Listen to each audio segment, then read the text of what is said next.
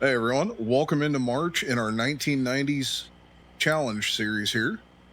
We've got the big 4786 out, pulling our cultivator. We're going to get both of our fields all cultivated up this month.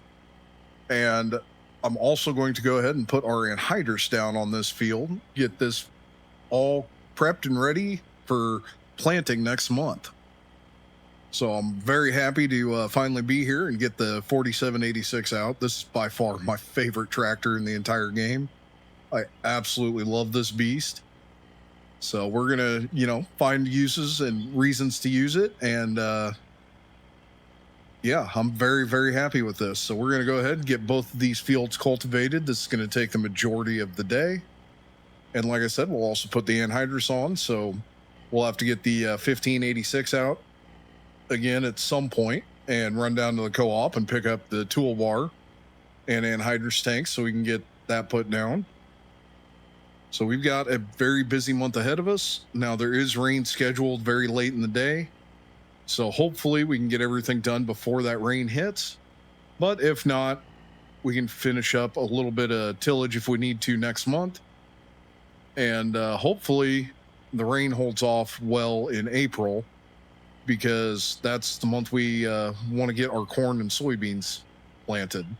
So hopefully everything works out in our favor, but I'm not sure because it does show rain for April and May, both. All right, well, they moved the rain up in the forecast, so I went ahead and brought the 1586 down here to the co-op, and we picked up our anhydrous toolbar and an anhydrous tank. Now, I have no idea how far this will go, so we're going to start out with one. If I need to pick up another, that's fine. I can come down and pick up another tank, but for now, we're just going to start out with one and see how far it gets us. Be nice if this is all we need. We're not doing a whole lot of anhydrous this year because our cornfield is not very big.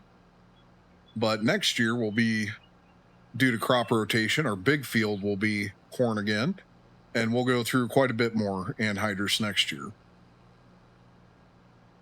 But we'll get headed home. I want to get this anhydrous done before the rain. If we don't get that cultivating done, it's not the end of the world by any means. It can be done next month, but we definitely want to get this anhydrous in. Whoa.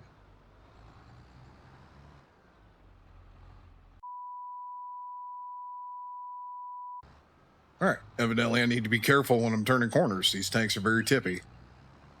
But as I was saying, I want to get this. You need to get anhydrous down early.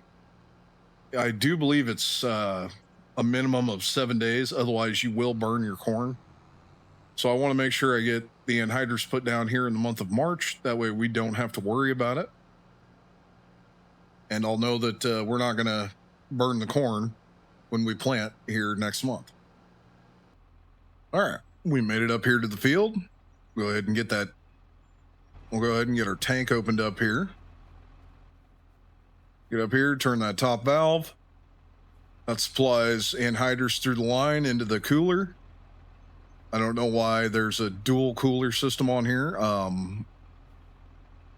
Toolbar this size would typically be a one cooler system, but a little overkill. Well, we have that on, so we'll fire up the toolbar here, get it dropped down, and we'll start putting anhydrous on this field. Get this done before that rain hits later today. And I'm curious how much anhydrous will actually go through. I have no idea. So this is going to be a learning experience for all of us here. But we'll go ahead and figure out how much anhydrous we go through to get this field done. And then once I know how many liters we've gone through, I'll do the conversion into tons and figure out how much this costs overall to... and then I'll be able to figure up the cost and subtract that from our current money. But so far, it looks like it's not going down real fast. So that's definitely beneficial for us. But it definitely seems to be going down a little too slow as well. So yeah, I don't know. We'll have to see what it is in the end here. All right, we have finished putting the anhydrous down. And as you can see, I love putting anhydrous down. The tank leaves the tire tracks behind you, leaves those nice strips through the field. And God, it looks very, very close to the real thing. That looks absolutely fantastic. So I'm going to run this down to the shop quick. I'm going to power wash the toolbar and the tank off, get them looking shiny and new again. And then we're going to take this back down to the co-op, weigh it up, see how much anhydrous we used, and then we can go ahead and pay our bill. So we didn't use a whole lot, thankfully. But next year we will definitely be using, a significant amount more. So that's something we will have to keep in mind as we move forward here. Go ahead, get this thing power washed off.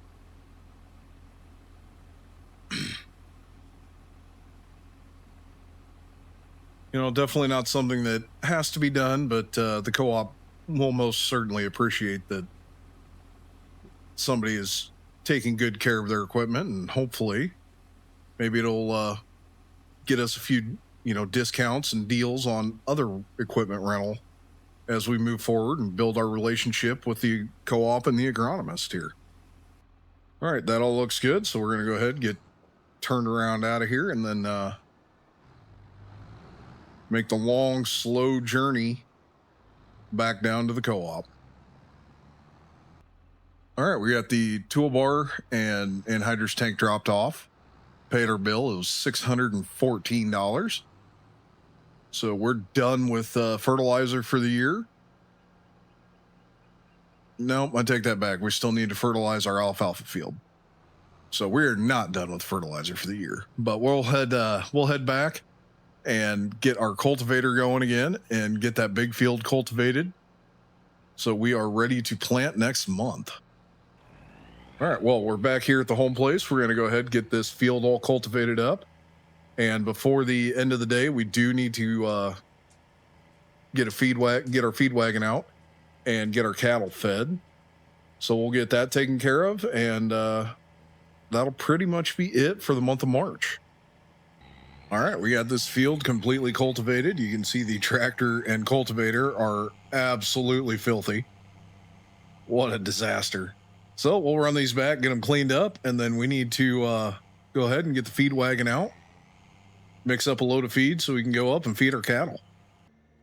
All right. Cultivator isn't too bad. A tractor's an absolute disaster. My goodness, is that thing dirty. But that's okay. We'll get her all cleaned up. Whoops.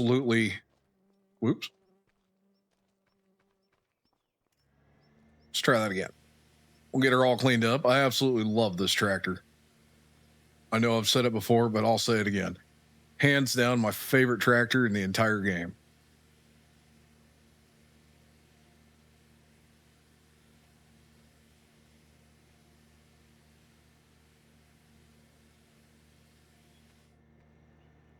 All right, we can get that put away. We'll go ahead and get this tractor and cultivator put back in the shed here. Then we'll grab the feed wagon and start feeding cattle. All right, we got our feed wagon fully loaded here with some TMR. We'll run up to the cow barn, get this dumped off, and that'll be enough for our cattle for this month.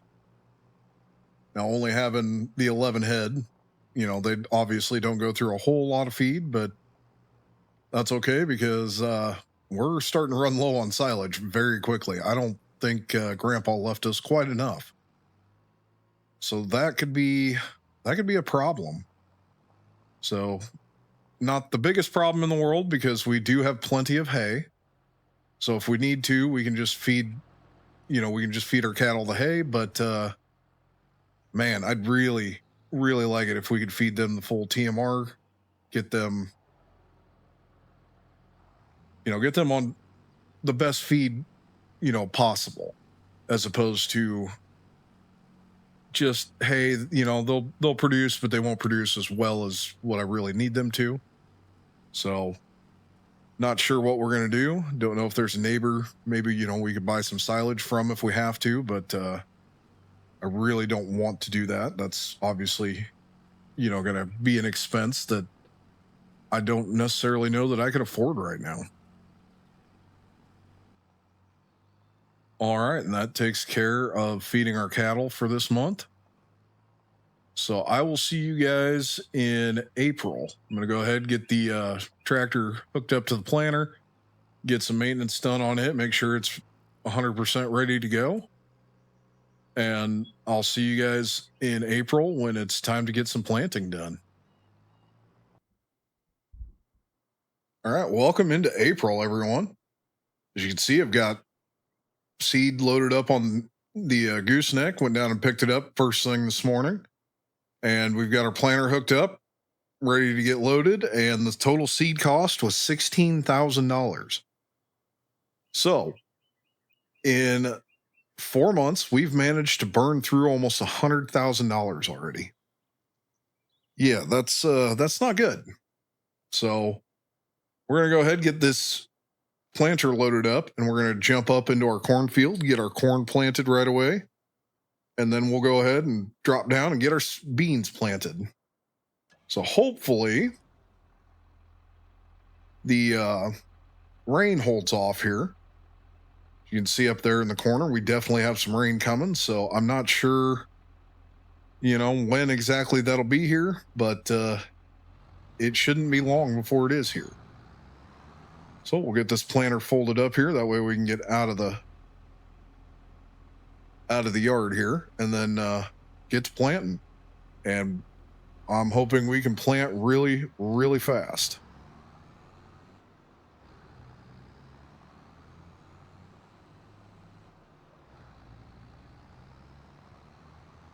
But as I come around here, I really want you guys to pay attention to the main farmyard here. This place in the spring is absolutely gorgeous. I have to say, Celebuki he absolutely outdid himself with this one. The colors on all the trees, everything is just so deep and rich, and my goodness, this place is just absolutely stunning. Well, we'll go ahead and get this corn planting going here, and hopefully this goes quickly. We do have a nice big planter, honestly, for no more ground than we actually have to cover here. But with that rain coming, you never know.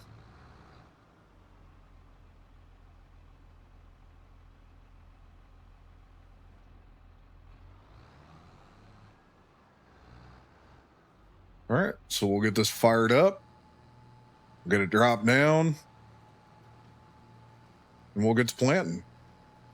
And yes, I'm going to use the arms for our guidance here.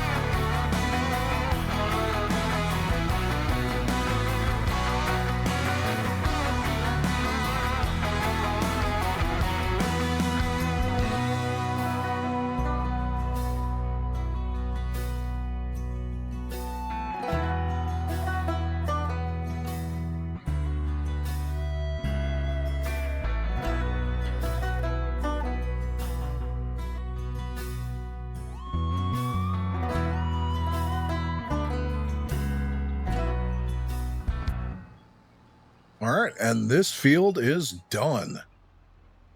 So we'll go ahead and get folded up here and head into our soybean field and get that planted as soon as possible. All right, we're down here in the soybean field. We'll get this planter fired up, drop down, get our arm out, and just like the cornfield, we'll zip through this, and hopefully I can keep the rows a little straighter this time. Did not do a great job of that in the cornfield. But this is going to take a hot minute here, so I'll catch up to you guys when we have the soybeans all planted, or we run out of seed, whichever one comes first. All right, well, we have the majority of this field planted. I got a little touch-up I need to do down on one end row that for some reason missed, but one full planter did both of these fields. I can't believe it. I honestly thought we would run short with soybeans using so much more seed, but hey, it worked out.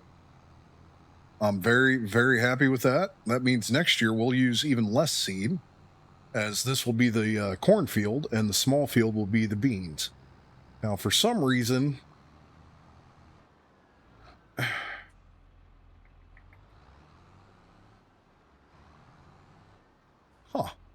interesting.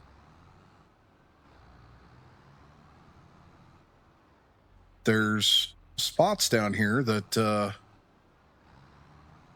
won't plant.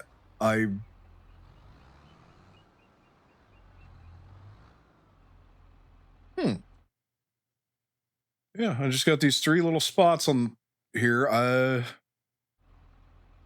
Yeah, I don't know. I guess they won't be planted. They've been tilled, they've been they've been plowed, cultivated, and for whatever reason they won't plant. All right. Well, thankfully those are the only 3 spots that I have to worry about. They're not very big, won't add up to that much yield loss, but interesting to say the least. So we're going to head back, get this planter all cleaned up, get this tractor all cleaned up, and get ready to spray our herbicide as our pre-emergence. All right, we got the old Massey pulled out of the shed here. We're going to head up to our cornfield, get started up there. We've got 4,000 liters of herbicide on already, and another 2,000 in the shed. I'm really hoping this will be enough, but if not a whole lot we can do about it because weeds will absolutely destroy our yield. So we have to spray no matter what. So I'll get pulled in here, get this thing folded out.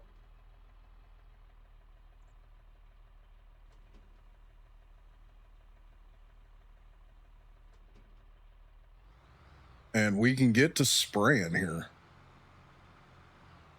I'm hoping I don't have too hard of a time figuring out where I have or haven't been.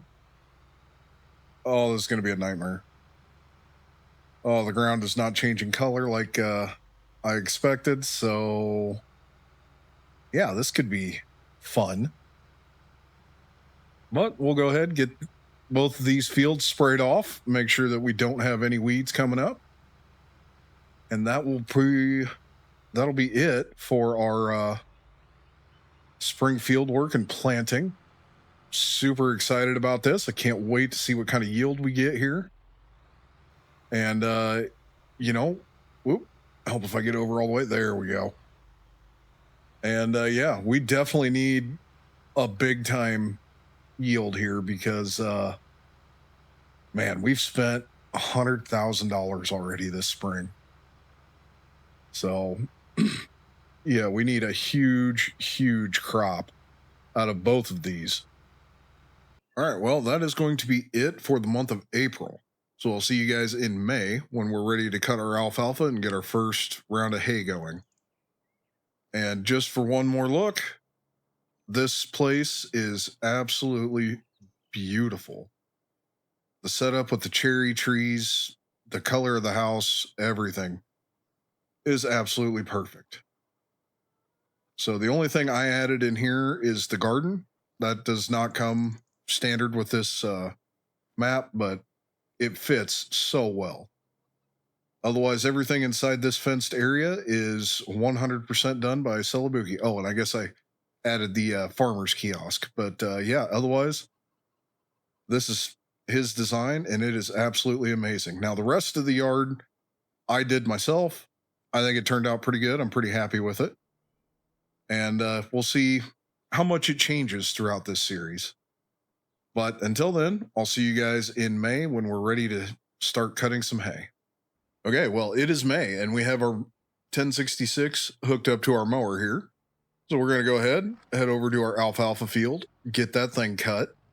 We'll get it tedded, we'll get it raked, get it baled, and then we need to spread some lime on it, and also some fertilizer. I'll be interested to see what the difference is in yield between the first cutting and the second cutting with putting lime down and fertilizer. But it should be interesting. We'll go ahead, get pulled into the field here. We'll get this mower fired up, drop her down, and we'll get to cutting. Looks like I'll probably have to do a little back cut here.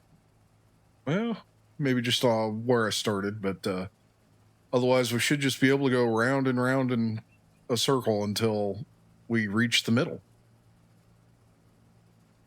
As long as I'm not catching on the fence here. So yeah, we'll have a little back cut on this. I do believe the rest of the field I can fit all the way around the outside, no problem. The goal here is to only mow the alfalfa and not get any of the grass on the outside in here. But if I do, shouldn't be too much. The problem is when you're baling, it can switch what type of forage it is.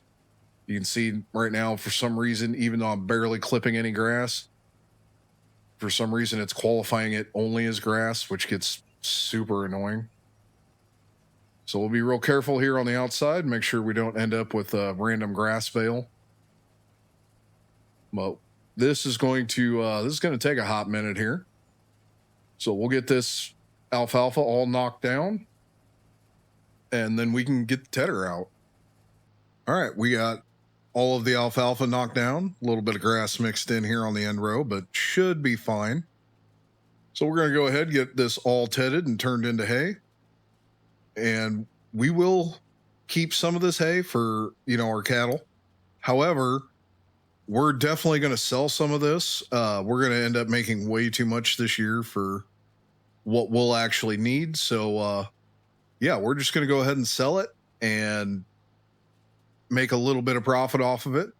Now I'll do it just like I will with the corn and soybeans and check, prices for back in 1990 and see how much a bale was going for. I can't believe it would be, much more than a few bucks, $5, $6 maybe tops per bale. So not going to make a huge profit off of it, but that's all right. Every little penny helps. And, we're definitely burning through cash like crazy this first year. This might be the shortest challenge I've ever done. So we'll get this hammered out here.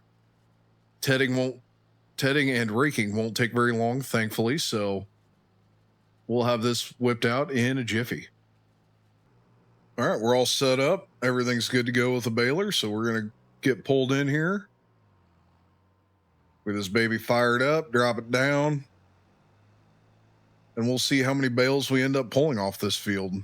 I'm going to guess, I don't know, probably somewhere around 50 would be my guess. We're doing 150 centimeter bales. So should get quite a few. And we're definitely not going to need 50 to get through the year, let alone, a second, possibly even a third cutting. So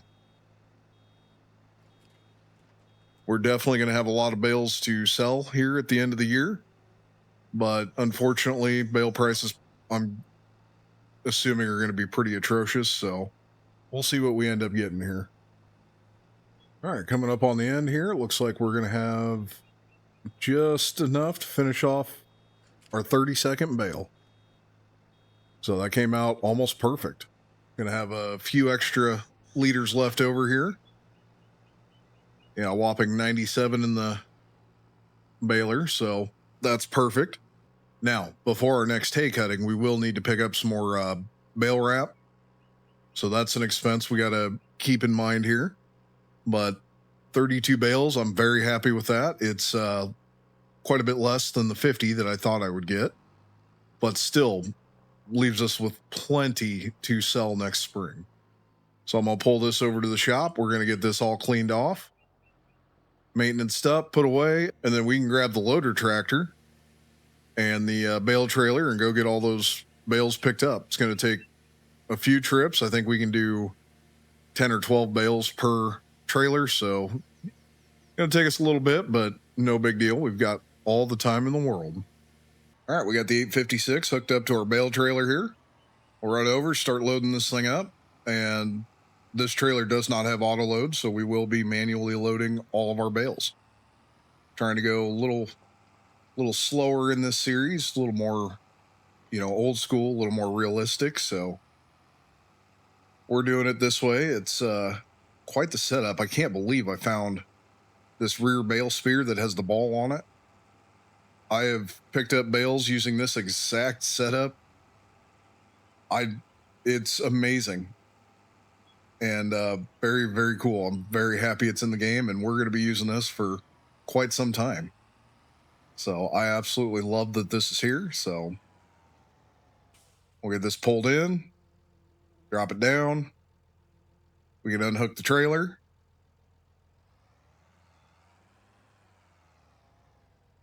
And now we're good to pick up bales. So we can pick up multiple bales, and so there's multiple ways to do this. We can either use both the front and rear spike and bring all the bales up towards where the trailer is, or put them all in, groups of 10 or 12 and do it that way, or I can just pick them up one at a time. Might do a little bit of both here. We're going to start out just picking up one at a time, being this close to the trailer, get this area kind of cleaned up a little bit, give us a little room, and then we can worry about picking up multiple bales and staging them and stuff like that. So one life lesson to learn with these is when you stack bales on a trailer like this, you always want to put this bale on first.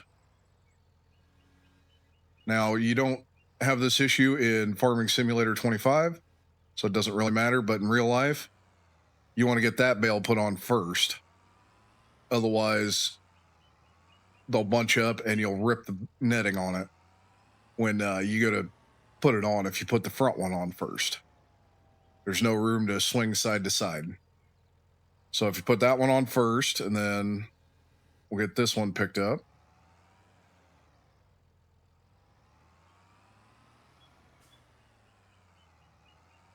Get this swung over here. So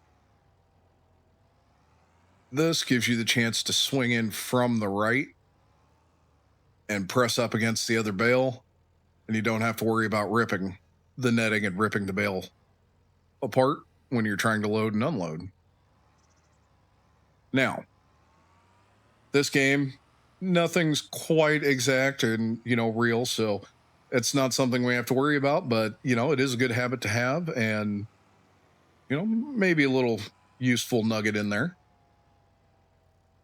So we'll get this trailer fully loaded and head back to get it unloaded, and do that probably 3 times. So I'll catch up to you guys when we get this field cleaned off. All right, we're over here in our hay field picking up our last 2 bales. This rear bale spike is definitely coming in handy. Even when I don't hit the center of the bale, it still works, thankfully.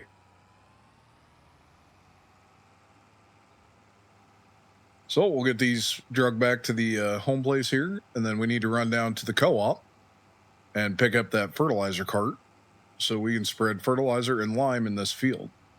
And I also want to talk to the agronomist about our December contract and see what price is looking like and see if we can't get locked into a good price for December.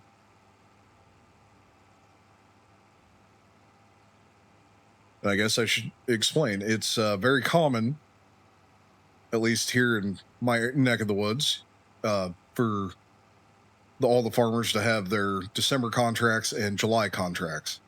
So we're going to go ahead and try and lock in a good price for our December contract. We're going to aim for about half of our crop. And then later on in the year, we'll continue to talk to our salesman and see what price does. And if we end up with a price that we like, we'll lock that in for our July contract. All right, well, we got the cart and I brought it back home here, loaded it up with some lime. We'll go ahead and get this field limed out here. And then we can spread some fertilizer. Try and get maximum yield out of our alfalfa field, just the same way as we're trying to get out of our corn and soybean fields here. So everything's looking pretty good so far. Very happy with the way things are going. So we'll go ahead, get this field limed and fertilized and go from there. And hopefully this makes, a pretty big difference in our yield and how much we can, how many bales we can make, because the more bales we can make, the more bales we can get sold off. All right, we're finishing up our last pass with the fertilizer here. We got the lime all down, fertilizer's down, and I think I missed a spot. Yep, sure did. And now we're officially done with lime and fertilizer in our alfalfa field, so we should get quite a bit better yield coming up here in August when we're ready to make our second cut. So I'm pretty happy about that. Now we're done with all fertilizing and lime of all the fields that we own. And yeah, I'm pretty excited with where we're at. And I went ahead and locked in our crop prices for this year. We're going to get $2.28 a bushel for corn, and we'll end up with $6 a bushel for our soybeans. It's not bad. Definitely can't complain. And that's hopefully, going to be a decent payday. It's definitely not going to cover all of our inputs for this year, unfortunately, but it's kind of the way things were back then. So hopefully when our cows start producing milk, we can get that sold and make a little profit there. And I guess I don't think I've showed you guys yet, but our garden is going. And we should have some vegetables growing coming up here to start selling. So that'll make us some money. And we've already been selling the eggs from our chickens in our farmers market. Everybody loves farm fresh eggs, so that's turning a little bit of a profit. So once we get into the summer a little farther here, we'll definitely start, I don't know how much this garden will make us, but maybe it'll be enough to cover our mortgage. I doubt it, but you never know. But that's pretty much it for the month of May. So I'm going to get some equipment cleaned up, put away, get this fertilizer cart returned, and then we can